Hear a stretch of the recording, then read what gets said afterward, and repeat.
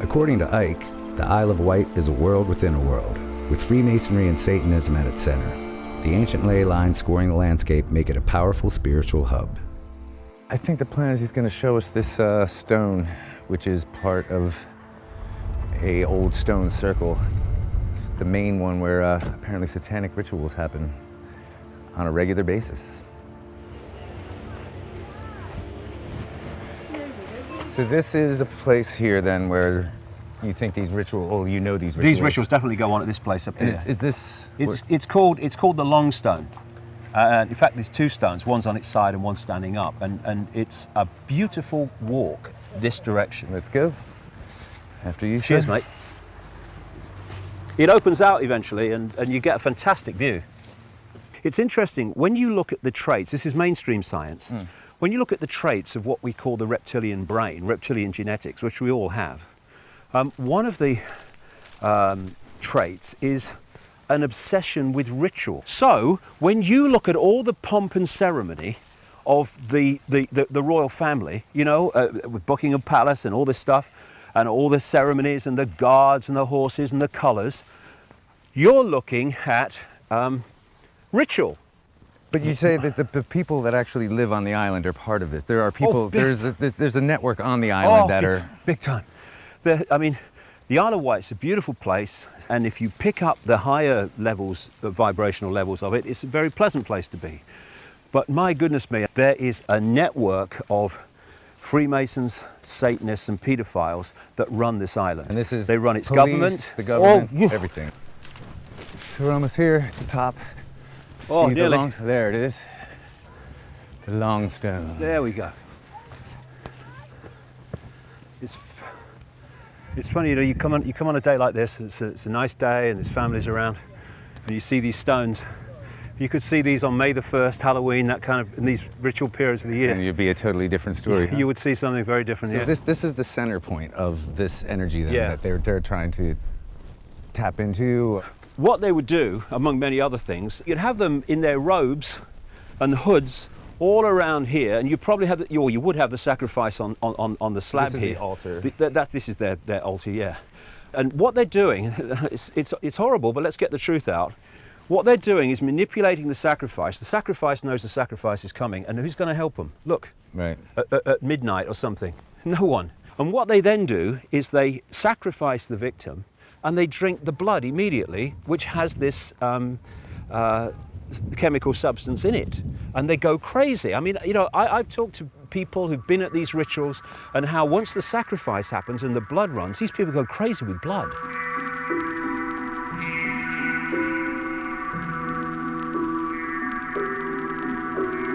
There was a man called Stanley Kubrick, the great filmmaker. I think I've heard of him. Stanley Kubrick was an insider, and he wanted to expose it. And his last movie was called Eyes Wide Shut. I've seen it. Now, Eyes Wide Shut, he died very, very soon after it was presented to executives at the film company, and was given no fanfare whatsoever when it came out. It just disappeared. The hell out of it as well. Yes, they did. They took 25 minutes out of it, which he refused to do. Now, he filmed a ritual with Tom Cruise in it, in which I only know more recently was a Rothschild mansion. And what he filmed is a mild version of what goes on, because he knew. And you had the colours. You have most people in the ritual in Eyes Wide Shut were in black. The main guy was in red. Here we go again. Yeah. You had the orgies going on, and you had the people being killed, the lady being killed. But that was such a mild version. I don't know what was in the 25 minutes they took out, mind, because the real version is that there's blood everywhere. We see a hierarchy in the public arena of president, secretaries of state, of prime ministers, secretaries of state, down. Yeah. That's the public hierarchy. The real hierarchy in the shadows is the occult hierarchy. And if you're higher in the occult hierarchy, the satanic hierarchy, which is incredibly hierarchical, it's all hierarchical, then you have more power over someone higher than you in the public hierarchy. You know, people familiar with your work would know that you've made some predictions over the years, and they've come to pass. I mean, I think this may be part of the reason why people have really started to pick up on your work. Something like the internet, what do you see happening? I mean, because at the moment, this is how people are getting information spread to each other. It seems, at least at the moment, to be relatively free in most countries. What do you see happening there? The big thing that they're going to say is because of the danger of terrorism and terrorists communicating on the internet, these things have to be stopped. I mean, what did Cameron say after the London riots? We may have to talk about censoring Twitter and Facebook. And Bill Clinton, and when Bill Clinton, like Tony Blair or George Bush or anybody, when they open their mouths, it's the Rothschild speaking. And just a few months ago, Bill Clinton came out and said we need basically a censor organization, a ministry of truth, to police the internet and to stop people. He specifically talked about people who are spreading rumors on the internet and are not true. They are true, Bill, okay. They're in my books, there's old documentaries about it. They're true. Go away. Drink your milk.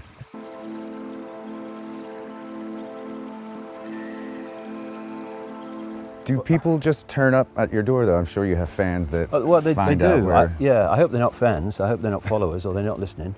But yeah, I have people come quite a lot, from time to time. I'm a very private person, you see. It's one of the strange things about my life, really. I guess you call it a paradox, but I don't suppose it is, really. And that's that almost everything I've done in my life has been a public profession. I was a footballer. Then I became a journalist and a television presenter. Then I was a national spokesman for the Green Party. Then I did this, of course. And yet I'm an incredibly private person.